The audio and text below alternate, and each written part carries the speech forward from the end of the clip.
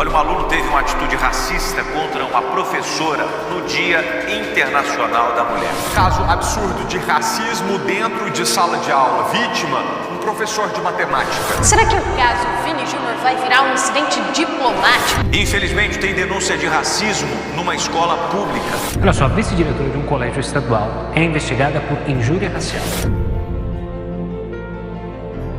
Numa loja e as vendedoras meio que desconversam ali. Ser negro no Brasil é muito complexo, né? Vivendo uma linha tênue entre a desconfiança e o achar. A gente já é excluído por ser negra, pobre, né? E nordestina. Aí pronto, aí. Ser negro no Brasil, eu acho que é uma das situações mais contraditórias que existem, né? É enfrentar preconceitos, intolerância, discriminação. Ainda assim, o racismo está aí diariamente, em todos os cantos, em todos os lados. Nós somos 54% da população. O Brasil é um país de negros e a gente não vê essa representatividade nesses espaços e isso é visto com muita naturalidade. Os dados estão aí para revelar para a gente a contradição que é ser negra no Brasil e de não ser feliz talvez por isso, mas por causa de uma história de colonização. O racismo é uma das piores coisas que o ser humano pode fazer ou sofrer. Atualmente conhecemos diversos casos de racismo, mas principalmente, o principal, na minha opinião, é o Vinícius Júnior. O jogador do Real Madrid, que usa a camisa 7, sofre todos os jogos praticamente racismo. E sempre sobra é contra ele. Todos nós sabemos que isso é bastante errado e na maioria das vezes é contra os negros. Ou seja, as pessoas que são descendentes ou até mesmo as pardas, né, que são uns negros mais clarinhos, como as próprias pessoas falam. Então, referente a esse assunto, no vídeo de hoje falaremos sobre a vinda dos negros para o Brasil. A escravidão no Brasil iniciou-se por volta da década de 1530, quando os portugueses implantaram as bases para a colonização da América Portuguesa, para atender mais especificamente a demanda dos portugueses por mão de obra para o trabalho na lavoura. Tal processo deu-se primeiramente com a escravização dos indígenas, e ao longo do século XVI e XVII, essa foi sendo substituída pela escravização dos africanos, trazidos por meio do tráfico negreiro. A escravidão no Brasil, mas não só aqui, mostrou-se uma instituição perversa e cruel, e as suas consequências ainda são sentidas atualmente, mais de 130 anos depois que a Lei Áurea aboliu essa prática no país. A violência e a discriminação que os negros sofrem atualmente são um reflexo direto de um país que se construiu por meio da normalização do preconceito e da violência para esse grupo. Não o bastante, é sempre importante lembrar que, além dos africanos, os indígenas também foram escravizados, aos milhões pelos portugueses, e que sua escravidão também perpetuou preconceitos e violência contra eles. A escravidão no Brasil tem como ponto de partida a década de 1530, período em que os portugueses deram início ao processo colonizatório. Até então, a ação desses havia sido baseada na exportação do pau-brasil, e o trabalho dos indígenas era realizado por meio do escambo. Assim, os indígenas interessados derrubavam as árvores, levavam até a costa e eram pagos por objetos oferecidos pelos portugueses. Em 1534, porém, Portugal implantou na América Portuguesa o sistema de capitanias hereditárias e começou a ser incentivado o desenvolvimento de engenhos de produção do açúcar. Essa era uma atividade mais complexa e que demandava uma grande quantidade de trabalhadores. Como os portugueses consideravam o trabalho braçal como uma atividade inferior, a solução encontrada foi escravizar a única mão de obra disponível naquele momento, os indígenas. Os indígenas foram as principais mãos de obra dos portugueses até meados do século XVII, quando de fato os escravos africanos começaram a tornar-se maioria desse tipo de trabalhador no Brasil.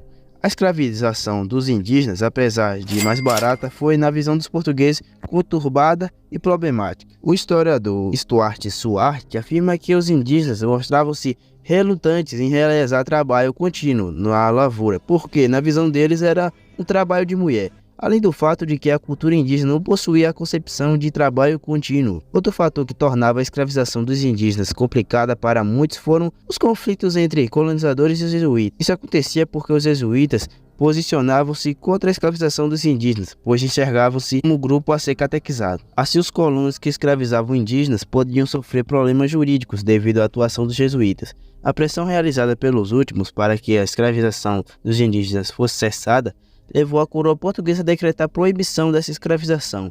Apesar da lei, a escravização de indígenas continuou, sobretudo em locais nos quais não havia grande número de escravos africanos, como São Paulo, Paraná e Maranhão. A escravização de indígenas também encontrou obstáculos devido à alta taxa de mortalidade desse grupo em decorrência da presença portuguesa na América.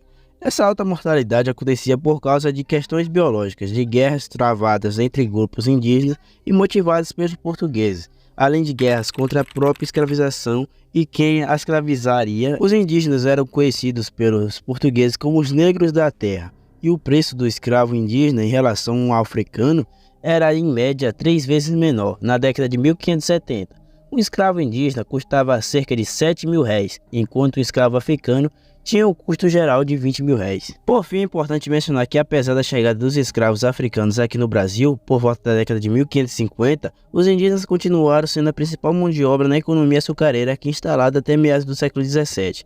Na década de 1590, por exemplo, cerca de 2/3 dos escravos no Brasil eram indígenas. Foi a prosperidade da economia açucareira que fez alguns lugares como Bahia e Pernambuco possuírem uma grande quantidade de escravos africanos. Possuíam, mas só tinham o domingo para poderem cuidar dessa plantação. Existiam escravos que trabalhavam no campos, nas residências e nas cidades. Os dos campos eram extremamente mal vestidos e mal tinham contato direto com o seu senhor, apenas como feitor. Os escravos domésticos tinham roupas melhores e contato direto com o senhor e a sua família. Os escravos urbanos trabalhavam em diferentes ofícios. A violência era algo rotineiro na vida dos escravos e o tratamento violento dedicado a eles tinha o intuito de incutir-lhes temor dos senhores. Esse modo visava mantê-los conformados com a sua escravização e impedir fugas e revoltas. Uma punição muito comum aplicada sobre eles era quebra-negro, que ensinava-os a sempre olharem para baixo na presença de seus senhores. Além disso, muitos escravos podiam ser acorrentados para evitar que fugissem, e usar uma máscara de ferro conhecida como máscara de Flandres, colocadas neles para impedir que engolissem diamantes nas regiões mineradoras, se embriagassem ou mesmo cometessem suicídio por meio da ingestão da terra. Escravos rebeldes que fugissem também poderiam ser acorrentados no tronco e chicoteados, alguns mesmos até a morte. As violências que os escravos sofriam eram inúmeras, e a historiadora Keila Kimberg enumera as diferentes formas de execução pela quais um escravo poderia ser condenado: por envenenamento, por uso de instrumentos de ferro queimado, na forca, no pelourinho, etc. Ao longo dos 300 anos de escravidão, os escravos africanos realizaram inúmeras ações de resistência. Os escravos, por sua vez, não aceitavam a escravização e as violências diárias de maneira passiva. A história da escravização africana no Brasil ficou marcada por diferentes formas de resistência que incluem a desobediência, as fugas individuais e coletivas, as revoltas, a formação de quilombos e etc.